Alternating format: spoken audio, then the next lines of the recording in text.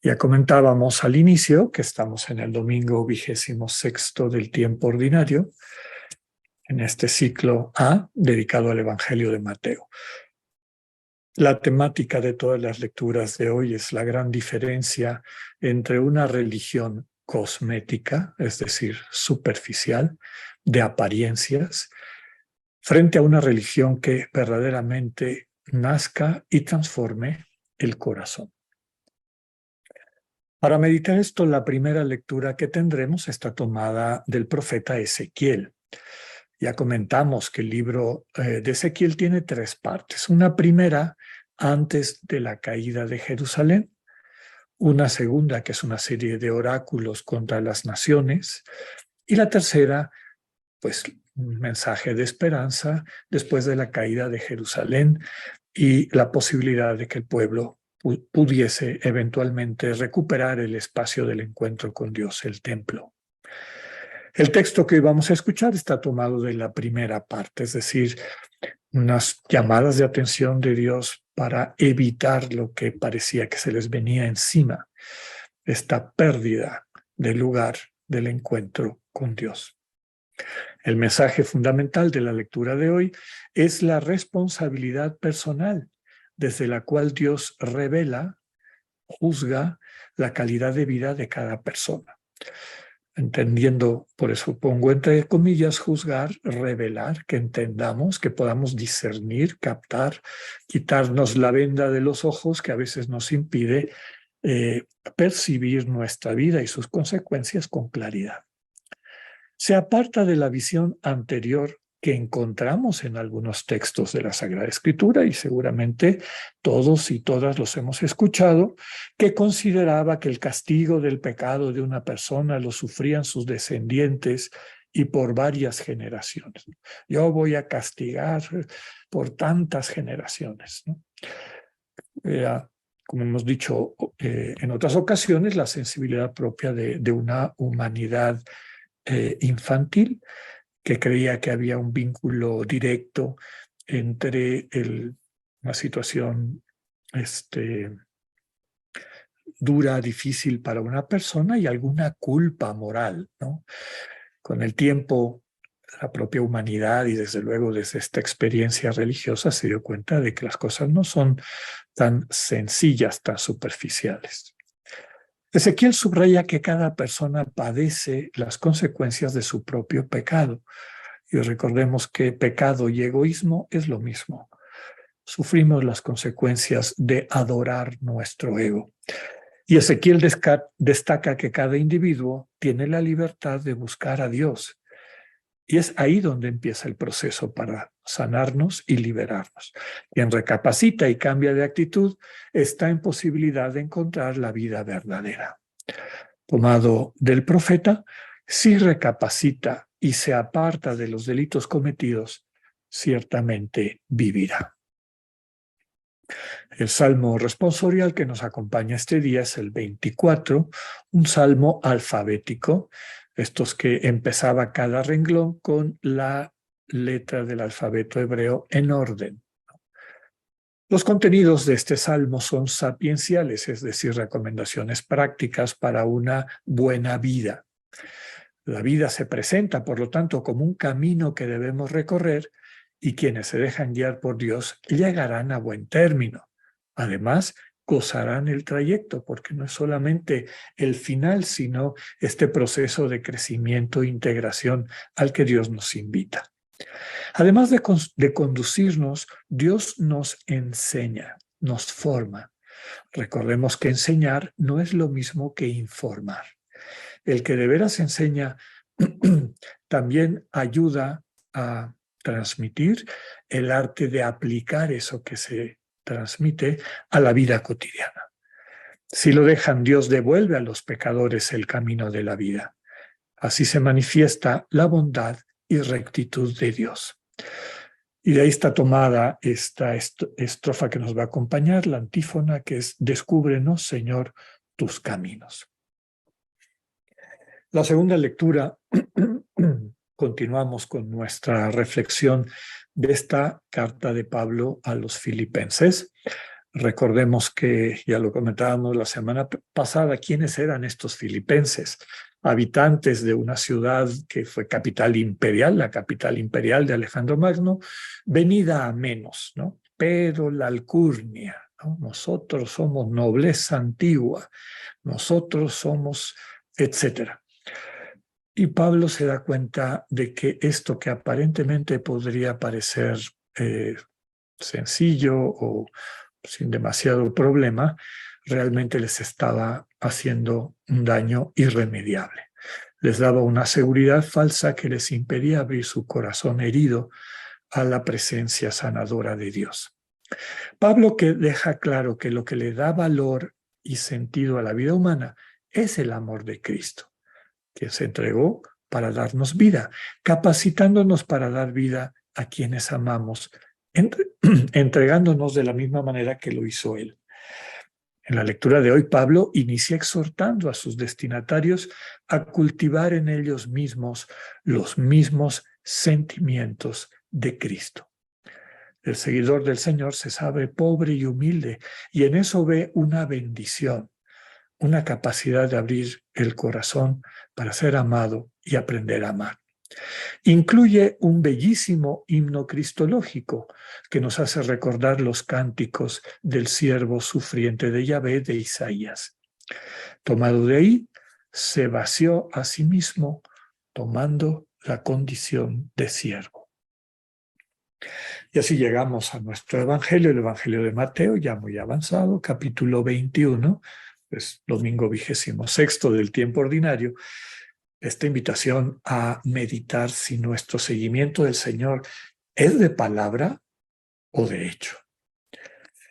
El contexto es la llegada del Señor a Jerusalén y sus controversias con las autoridades religiosas de su pueblo.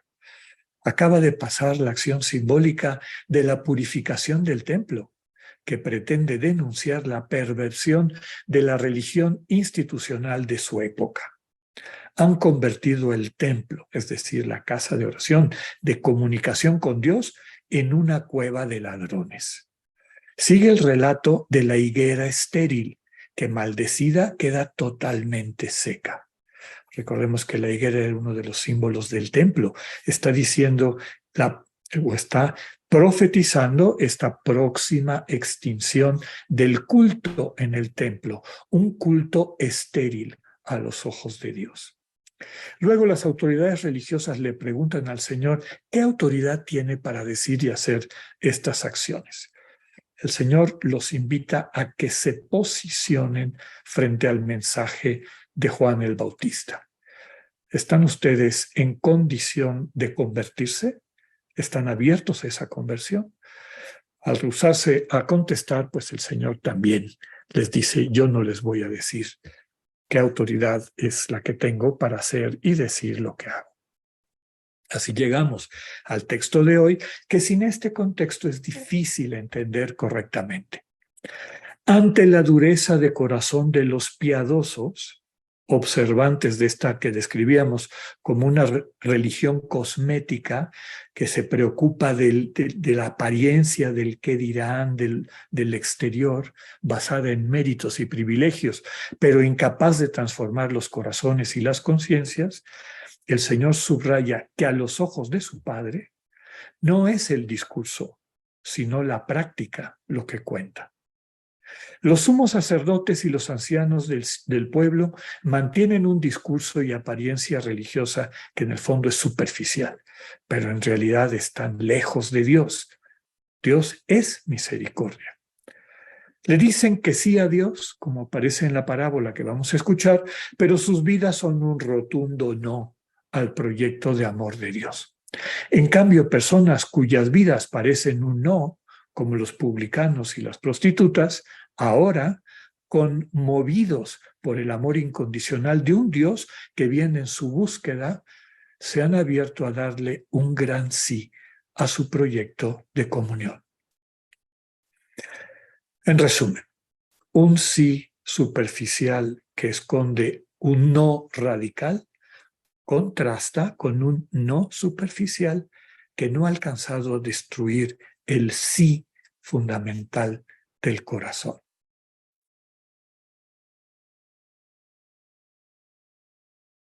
Los estudiosos de la condición humana, de lo que nos hace seres humanos y la manera como interactuamos con nuestro mundo, con nuestra realidad, subrayan que lo más importante para todas y todos es encontrarle un sentido a nuestra vida.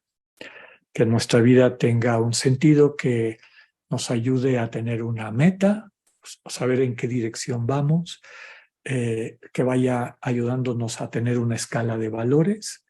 Si yo tengo este ideal de a dónde quiero llegar, cuál es lo que mi corazón o qué es lo que mi corazón anhela a profundidad, pues eso me ayuda a tener estos elementos de evaluación de mi conducta, etcétera, que me ayudan a ir construyendo una vida congruente de acuerdo a eso que quiero yo alcanzar, a eso que quiero yo vivir. Cuando el ser humano se queda sin sentido, se vuelve una criatura inviable. Es lo más peligroso que le puede pasar a un ser humano, quedarse sin sentido. De hecho, una de las descripciones más claras de lo que normalmente conocemos como una depresión profunda, que tiene desde luego elementos cognitivos y emocionales, afectivos, pero también tiene muchos elementos fisiológicos, es una pérdida radical del sentido. Y eso es lo que hace la cotidianidad tan difícil para nuestras hermanas y hermanos que están en esa condición. Y de ahí la importancia de que estén rodeados de un ambiente que les ayude a poder salir de esa misma condición, redescubrir el sentido de la vida. Estos estudiosos que les comentaba subrayan que lo que vincula a la persona, a su manera de ver el mundo, con ese sentido, es lo que normalmente llamamos religión. La religión, y en el lenguaje popular se habla de religión por un culto, es que practica la religión judía o practica la religión eh, islámica o cristiana o lo que fuera, budista.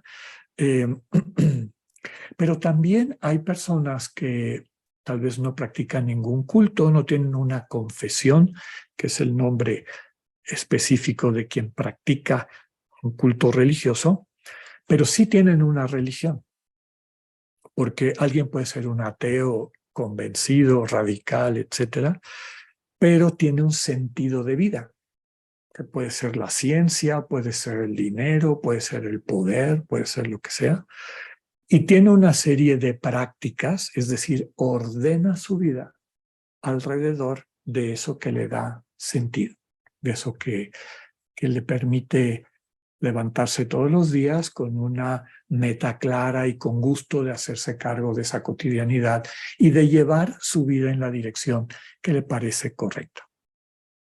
Entonces, nadie está exento de religión, es decir, nadie está exento de una serie de convicciones que le vinculan con su sentido de vida.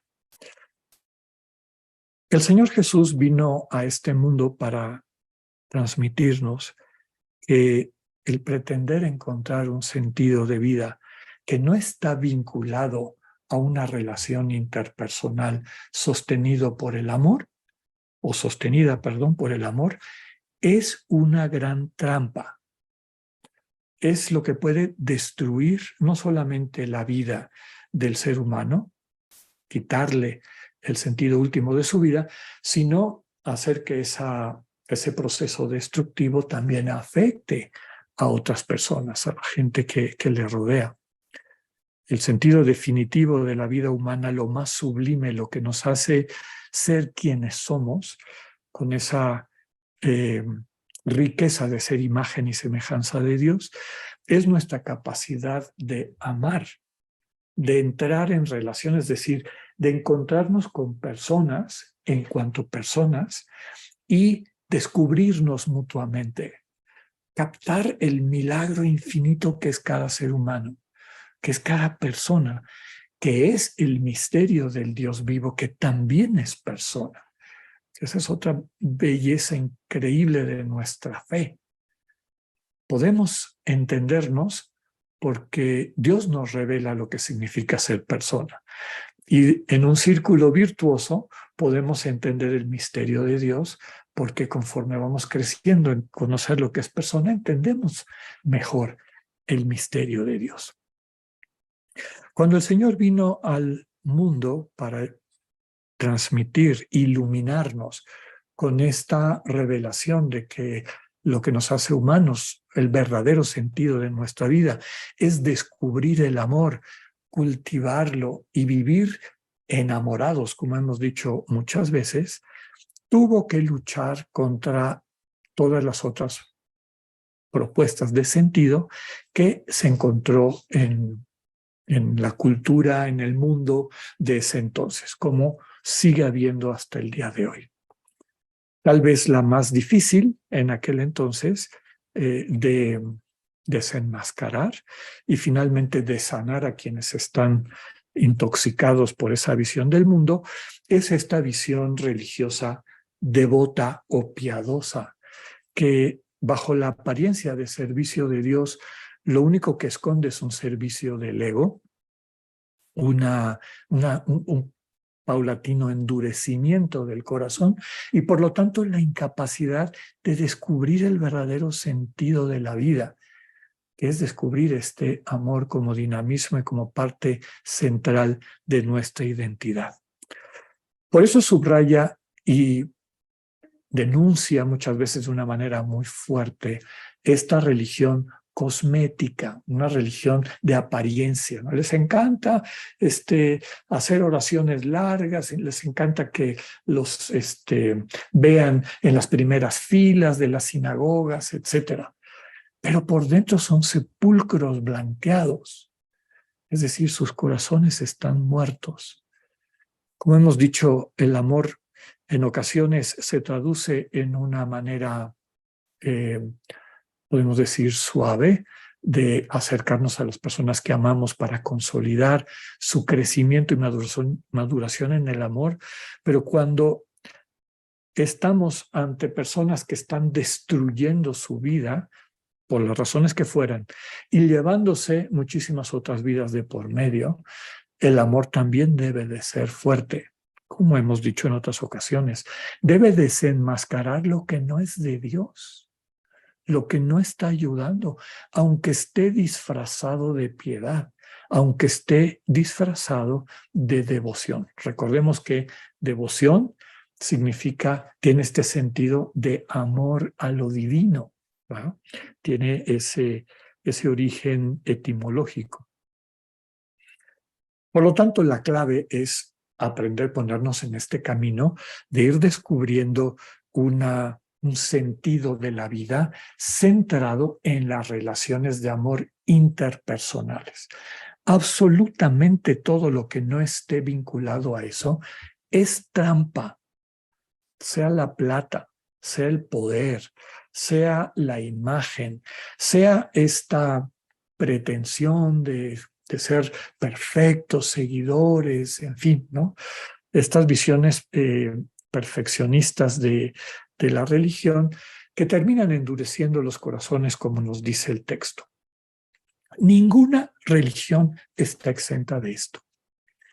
El mismo Pablo, que nos transmitió o que nos comentó este himno bellísimo cristológico que leímos en la segunda lectura, Cristo, siendo de condición divina, nos muestra que la condición divina no es una cuestión de prerrogativas al estilo del mundo.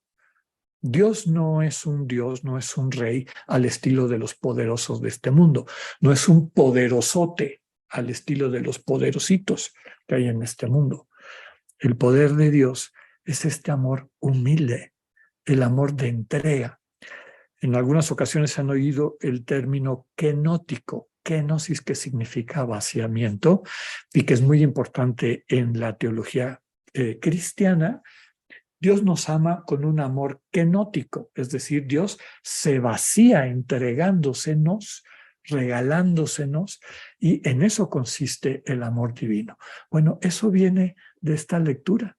Ahí dice, Cristo se vacía, utiliza ese verbo de vaciarse, de entregarse, y nos pone el ejemplo de cuál es el misterio de Dios y cómo estamos llamados a descubrirlo en nosotras y en nosotros mismos y finalmente convertirlo en el dinamismo de nuestra cotidianidad, en el sentido de nuestras vidas. Hay pocas cosas más peligrosas para el desarrollo humano, el desarrollo y la plenitud del sentido de la riqueza de lo que el ser humano está llamado a hacer, que una falsa religión, que una religión cosmética, que una religión de superficialidad. El propio Pablo, en otra de sus cartas, 1 Corintios, en el capítulo 11, le llama a la atención no a los fariseos, a los cristianos de su época. A esta comunidad de Corinto les dice: me he enterado, me han contado que cuando el domingo se reúnen para su agape, para estar juntas y juntos, hay personas que banquetean, comen, se llenan, se emborrachan y al lado tienen personas que están pasando hambre. Y de ahí se levantan ustedes para participar de la fracción del pan, es decir, van a compartir el cuerpo de Cristo. Y ahí viene aquella frase bien dura de Pablo: no vayan a estarse comiendo su condenación. Es decir, hasta de algo tan sublime como la Eucaristía y los sacramentos de nuestra fe, podemos hacer una religión cosmética. Y de ahí el peligro de que no abramos el corazón para que Dios lo vaya transformando, lo vaya sanando. Pidámosle la gracia de que, adoptando las características divinas que Jesús nos enseñó, esta humildad, el servicio, la apertura al misterio del amor, que es lo que sostiene todo lo que existe, vayamos viendo nuestra vida transformada. Y aunque tengamos faltas y problemas y dificultades, heridas, y hayamos causado heridas, recordemos esta esperanza de la propia lectura del Evangelio. Quienes a lo mejor han dado este no superficial al proyecto de Dios, pero que dejan el corazón abierto para que el Señor los lleve al sí radical que habita en todo ser humano, tendrán la oportunidad de encontrar una vida renovada y de entrar al reino. Que así sea.